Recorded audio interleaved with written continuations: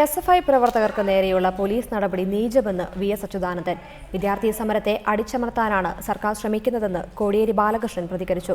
പാഠപുസ്തക വിതരണത്തിൽ അപാകതയുണ്ടായത് അന്വേഷിക്കുമെന്ന് മുഖ്യമന്ത്രി നിയമസഭയെ അറിയിച്ചു. ഈ സമരം കൊണ്ടും പാഠപുസ്തകം വിദ്യാർത്ഥികൾക്ക് ലഭിക്കില്ലെന്ന് ഉറപ്പാണെന്ന് പ്രതിപക്ഷ നേതാവ് VS അച്യുതാനന്ദൻ പറഞ്ഞു. പരിക്കേറ്റവരെ ആശുപത്രിയിൽ സന്ദർശിച്ച ശേഷം സംസാരിക്കുകയായിരുന്നു VS. വിദ്യാർത്ഥി സമരത്തെ പോലീസിനെ ഉപയോഗിച്ച് അടിച്ചമർത്തുന്നത് പ്രതിഷേധാർഹമാണെന്ന് കോടിയേരി ബാലകൃഷ്ണൻ പറഞ്ഞു.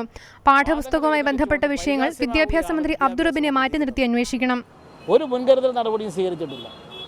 ഈ 20 കോടി രൂപയിൽ നിന്ന് കുറച്ച് കമ്മീഷൻ പറ്റാൻ എങ്ങനെ എന്നുള്ള ഗൂഢപദ്ധതി തയ്യാറാക്കിയതാണ് ഇത്തവണത്തെ പാഠപുസ്തക വിതരണം.